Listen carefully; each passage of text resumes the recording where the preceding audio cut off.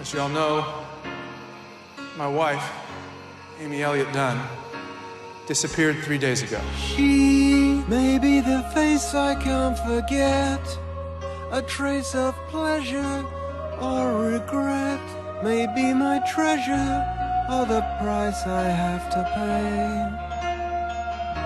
She may be the song that summer sings, may be the chill that autumn brings, may be 100 different things within a measure of a day. You can't go on like this. It's not good enough for you? It's not even close. She may be the reason I survive, the why and wherefore I'm alive, the one I'll care for through the rough and rainy years.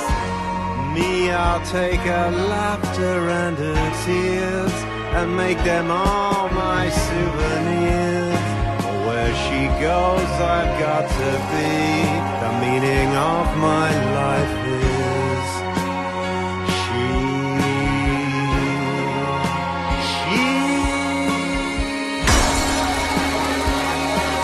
Stay back, everybody, stay back. I did not kill my wife. I am not a murderer.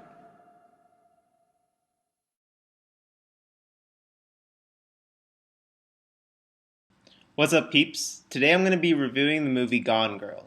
Now, full disclosure, I am reading the book right now and plan to watch the movie again and give a second review with my second opinion. I think that'd be an interesting take on doing a movie review. But I did watch the movie originally, and I do want to do a review on that. I know it was produced a year ago in 2014, but I still want to give a crack at it.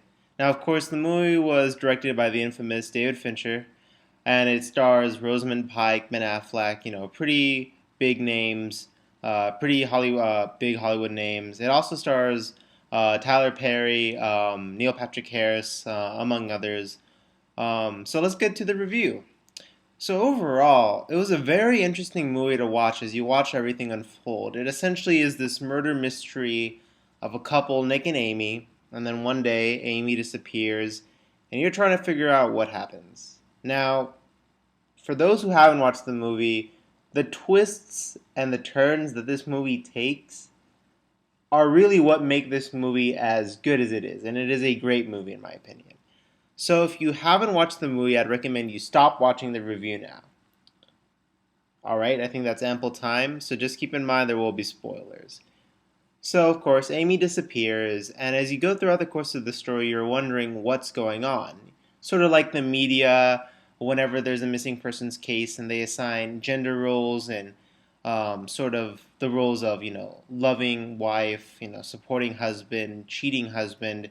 There are all these different typecasts that the media throws on people. And that's something that this movie really tries to criticize, is that the stereotypes that we put into, especially with gender. And I think it also highlights the fact that people aren't always what they seem.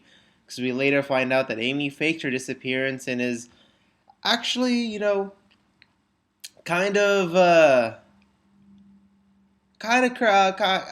I don't use this word lightly, kind of crazy in the way that she, throughout the movie, or at least on one occasion, has faked crimes and killed another person without any remorse in a non-self-defense capacity.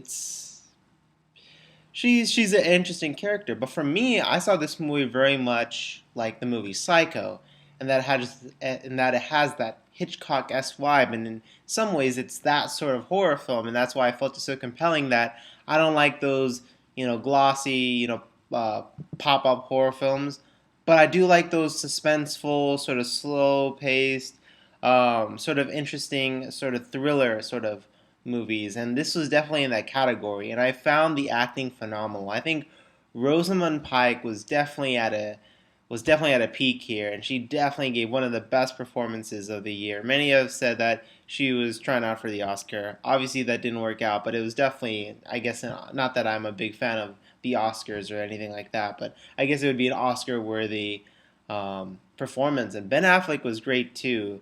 He played the role perfectly, and as I go more into the book, it just seems like Ben Affleck was one of the perfect people to play this role.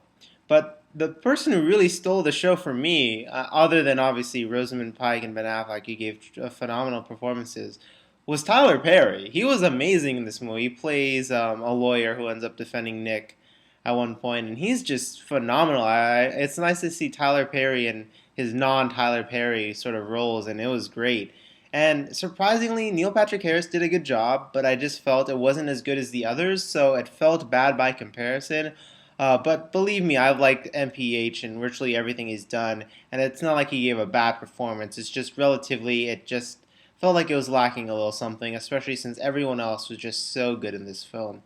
And I like that there's a variety of female characters, all the way from the very smart detective to Amy herself, to Nick's sister Go or Margot, and then of course you have the woman at the trailer park, or the cabins that Amy ends up staying at. So there's all these variety of characters that you meet and all these different personalities, and it just comes together very beautifully as a film, and I really enjoyed this film. It was great. It was a little long, and I will say that this movie could probably have been 15 minutes shorter, and it would have been that much cleaner and smoother. But I have no complaints, and I'm reading the book right now. The version I have is 700 plus pages, so I understand that they had to cut a lot, so maybe the screen time, isn't that big of a deal. But on an initial viewing of this film, it did seem like it was 15 minutes a bit too long, so I will say that had a problem. The writing was great. I would expect a novel, a place where the book came from, the movie came from a novel that was very well written, in a place where both the characters in the story are former writers. I would expect that the writing would be great, and it was. It was phenomenal. Acting was phenomenal. The shots were really good too. I enjoyed pretty much everything about this film. Again, just the running time, it felt a little long, and that was the only part that I didn't enjoy. And I actually sort of enjoyed the ending. I know there was mixed opinions about the ending on what that meant and what that signifies. So what my take on the ending was it was the ultimate sort of FU to Nick from Amy, on like forcing him to basically stay with her, because either he would leave and he would basically have the public haunting him for the rest of his life, which I still think he should have left. But I think that's not the person he is, and he just sort of is stuck in this relationship because he doesn't want to be like his father, and this is something you learn more in the book, especially when Amy gets pregnant. That's the thing that's sort of keeping him here. So it's like the ultimate grudge. Nick is forced to stay there begrudgingly, and that's like the ultimate torture in a sense. But that's why this is in some ways a horror movie, but also so well made. And of course, the director trademark for wanting perfection, and he definitely got it here. So I'd give Gone Girl a 4 out of 5 stars. I've decided to recalibrate my stars. I feel I was a little bit too generous in terms of my ratings, so I give it a 4 out of 5 stars, and I want to recalibrate some of my other ratings so that they're put in perspective. My comedic reviews, like Living with Long Hair, is not as important to recalibrate, but to just go through them. The Batman The Long Halloween as a graphic novel still gets a 5 stars. It was phenomenal. There was basically no fault I could find in it. A Fault in Our Stars is now relegated to a 3.5 stars. Not that it was bad, but realizing, looking back and having read a lot more and having seen a lot more movies, it was good, but it didn't have that special something that deserved the 4 or plus star rating. So I'm going to relegate that to a 3.5 star rating. And I'll probably, going forward, will be not necessarily mean, but more accurate in my reviews. I tend to be a generous person, but it's not that I think the movie's bad or deserves to be less stars. It's just now that I'm seeing more movies, it opens up the spectrum, and now I have to recalibrate some of the other reviews. But that's an irrelevant part. That was just something I wanted to say going forward. Anyway, though, I am looking to do more, so please, if you do like these reviews, if there's something you want to say, please let me know. I use these films as a way to communicate with people, talk about films and other things. So if there's anything you want me to review or any feedback you have, I would definitely appreciate that. Thanks so much for watching, you guys. Have a great day.